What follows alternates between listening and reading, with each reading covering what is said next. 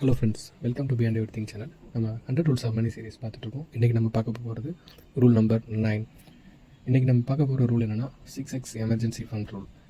நார்மலாக நம்மளுடைய 6 months expenses நம்மளுடைய பேங்க் அக்கௌண்ட்டில் ஒரு எமர்ஜென்சி ஃபண்டாக சேவ் பண்ணி வைக்கணும். இதுதான் 6x emergency fund rule. But பார்த்திங்கன்னா 12 மந்த்ஸ் ஆஃப் எமர்ஜென்சி ஃபண்டு நம்மளுடைய பேங்க் அக்கௌண்ட்டில் ஈஸியாக லிக்விடேட் பண்ணுற இன்ஸ்ட்ருமெண்ட்ஸில், அதாவது ஃபிக்ஸட் டெபாசிட் அல்லது நம்மளுடைய சேவிங்ஸ் அக்கௌண்ட்றப்ப நம்மளுடைய சேலரி அக்கௌண்ட்டில் வச்சுருக்கிறது ரொம்ப தப்பான விஷயம். ஸோ இதுக்குன்னு ஒரு அக்கௌண்ட் நீங்கள் க்ரியேட் பண்ணிவிட்டு நம்மளுடைய இன்வெஸ்ட்மெண்ட்ஸோ இல்லாட்டி எமர்ஜென்சி ஃபண்ட்ஸ்க்கோ ஒரு தனி அக்கௌண்ட் மெயின்டைன் பண்ணணும். அந்த அக்கௌண்ட்டில் நீங்கள் பார்க் பண்ணிவிட்டு அதை எந்த காரணத்தை கொண்டும் டச் பண்ணக்கூடாது. At any cost of any uncertainty பார்த்திங்கன்னா நமக்கு அந்த எமர்ஜென்சி ஃபண்டு தான் நமக்கு எப்பயுமே சப்போர்ட்டிவாக இருக்கும்.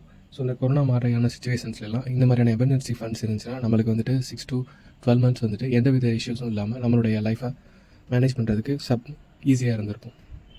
பட் அது இல்லாதனால நிறையா பேர் அவங்களுடைய ஜாப் லாஸதுக்கப்புறம் ரொம்ப கஷ்டப்பட்டதாகவும், நிறையா லோன் எடுத்துகிட்டோ இல்லாட்டி வேறு எதுவுமே பண்ண முடியாமல் எமர்ஜென்சி ஃபண்ட் இல்லாமல் ரொம்ப கஷ்டப்பட்டுட்டு இருந்தாங்க. ஸோ நம்ம அந்த மாதிரியான சுச்சுவேஷன்ஸ்க்கெலாம் முன்னாடியே ப்ரோஆக்டிவாக இந்த மாதிரியான எமர்ஜென்சி ஃபண்ட்ஸ் வச்சுருக்கிறது ரொம்ப நல்லது. உங்களால் ஒரு அக்கௌண்ட்டில் சேவிங்ஸ் அக்கௌண்ட்ஸ்லையோ அல்லது தனியான அக்கௌண்ட்லேயோ அமௌண்ட் வச்சுருந்தீங்கன்னா நீங்கள் அதை எதுக்காக ஒரு எமர்ஜென்சிக்கு எடுத்து செலவு பண்ணிடுவீங்க அப்படின்ற ஒரு இது இருந்துச்சுன்னா நீங்கள் என்ன பண்ணலாம்னா அதை கோல்டாக இன்வெஸ்ட் பண்ணி வச்சுக்கலாம். ஸோ நார்மலாக ஒரு 200 grams ஆஃப் கோல்டு நீங்கள் சேர்த்து வச்சுக்கலாம்.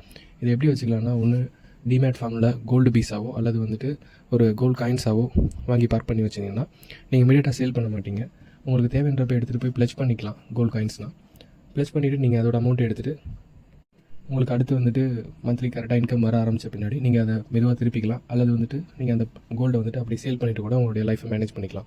கோல்ட் பீஸ் மாதிரியான இன்ஸ்ட்ருமெண்ட்டில் இன்வெஸ்ட் பண்ணி வச்சுருந்தீங்கன்னா ஸ்டாக் மார்க்கெட்டில் அது ட்ரேட் ஆகும்போது இமீடியட்டாக நீங்கள் சேல் பண்ணிவிட்டு நீங்கள் அமௌண்ட் லிக்விடேட் பண்ணிக்கலாம் 1 or 2 days. நான் என்னோட எமர்ஜென்சி ஃபண்டை பார்த்தீங்கன்னா கோல்டில் தான் பார்க் பண்ணி வச்சுருப்பேன்.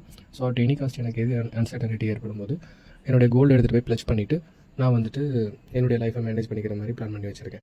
ஸோ உங்களுக்கு எது கன்வீனியண்ட்டாக இருக்கோ அந்த இன்ஸ்ட்ருமெண்ட்டை சூஸ் பண்ணிவிட்டு அதுக்கேற்ற மாதிரி உங்களோட எமர்ஜென்சி ஃபண்டை பார்க் பண்ணிக்கோங்க.